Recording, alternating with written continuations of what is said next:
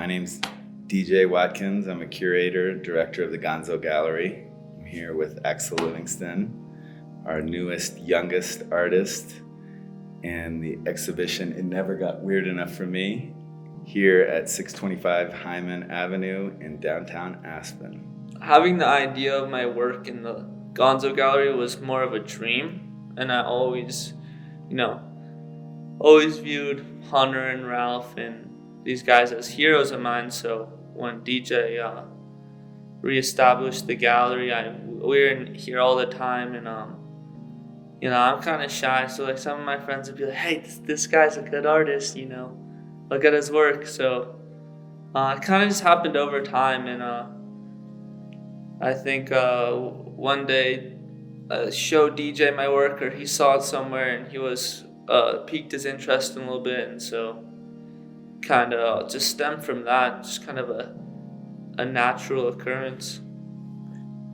And I'll say that, part of the gallery here, we show a lot of established artists, but I always keep an eye out for up and coming talent. And, seeing Axel's work, I think there are a lot of parallels with the art I've traditionally shown, but it's also exciting new work. And I wanted to show his work because I felt like it was a natural fit for the Gonzo Gallery, but also an opportunity to show a young, exciting new artist. This is a small town where we live, and I heard rumblings and a number of people mentioning the exciting work that Axel was doing, and I feel like I see a lot of art, and I get to meet a lot of artists, and his work is unique. It's awe-inspiring, it's engaging, it's multi-dimensional, it's got a lot of depth.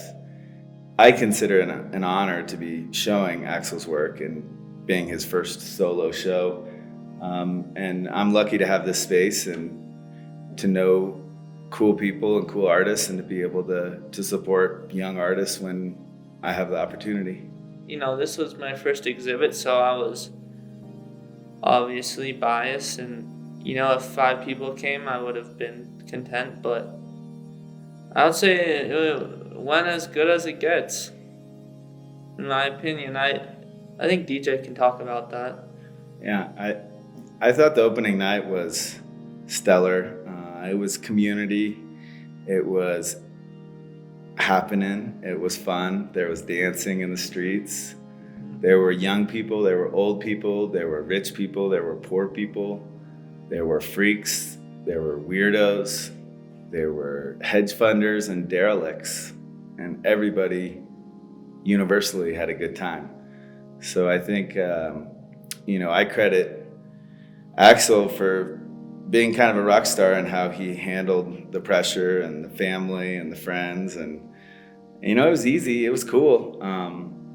I will say that we're known for throwing good parties at the Gonzo Gallery, but I think that Axel's show and the opening will definitely go down in ages for one of the coolest openings Aspen's seen in ages. Having a beautiful space like this, we're really lucky to be able to show a nice body of work all together. And I think that one of why I really appreciate Axel's work is that it's multidimensional, and I'm excited that he's working with ceramics and sculptures and getting kind of outside the box. The paintings themselves are, mixed media, layered, and they've got a lot of depth, but seeing the sculptures and his new work is exciting, because I think that some of my advice for young artists is to never get put in the box and always try to be expanding in all directions simultaneously, 3-dimensionally. I see sometimes young artists make a certain style of work and then it sells, and then they feel like the pressure to remake that work. And I think one of the reasons I'm excited about Axel's work is that he's kind of constantly pursuing new avenues of creative expression. And I think one of my worries of this show was that he would become sort of a gonzo artist. And I don't think I necessarily need to worry about that, and I don't think that that's a bad thing. But I also think that great artists never stop, and they never stop creating, and they never stop expanding into new realms. And so I think that this is a great show because it's cohesive and interesting, and there are a lot of themes that are spoken throughout. But I'm excited to see what Axel comes up with next. I don't know, my studio, like individually, is,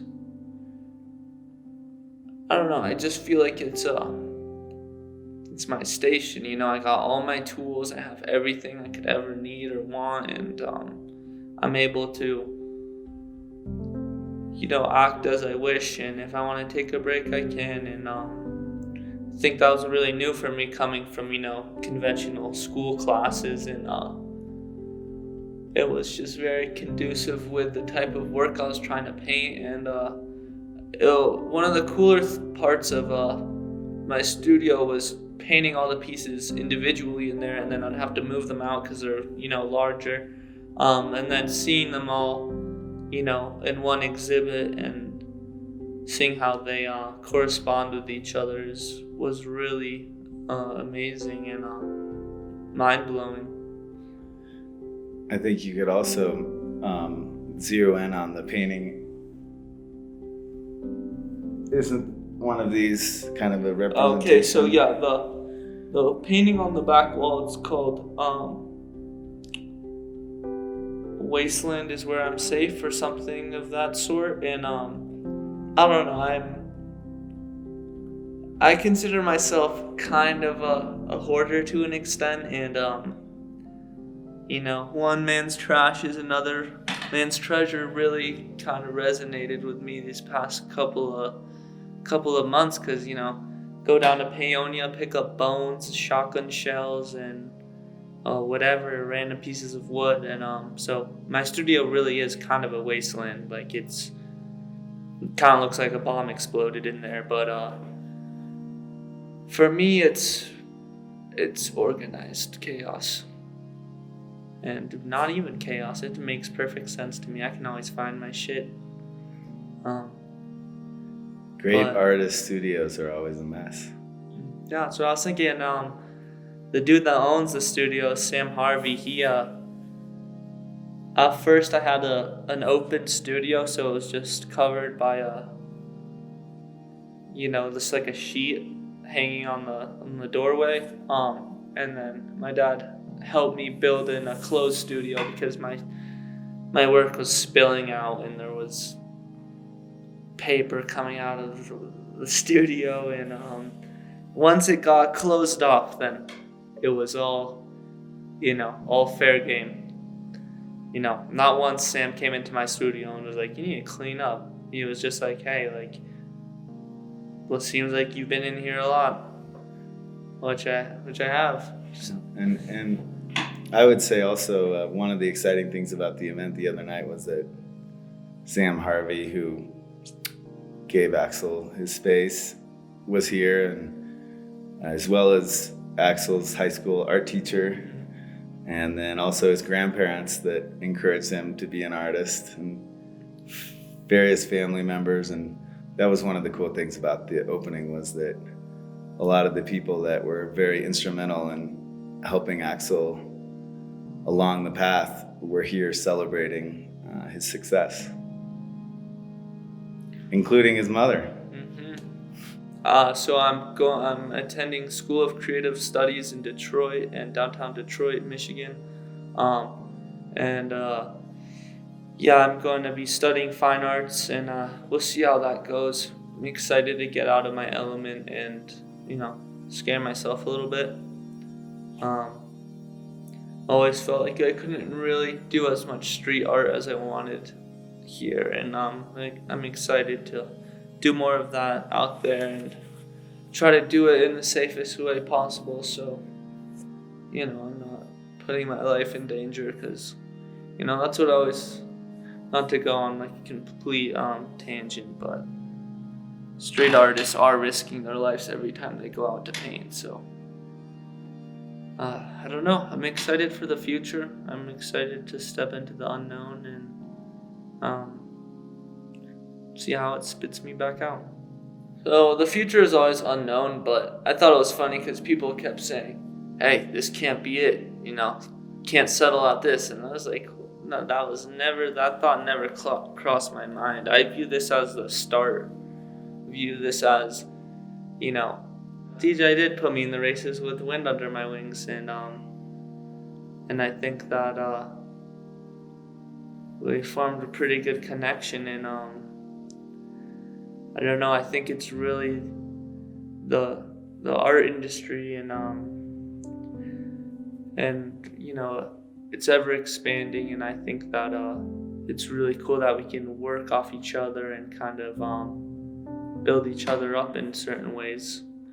I'm just really appreciative of it, for sure. Cool. Well, I'm appreciative too, and I'm lucky to met you, and I'm excited to see what's going to come. And I think this is also just the beginning. I've got a great new space this summer, and we should talk about doing like a flash show, and like having a party over there. Yeah. Oh yeah. And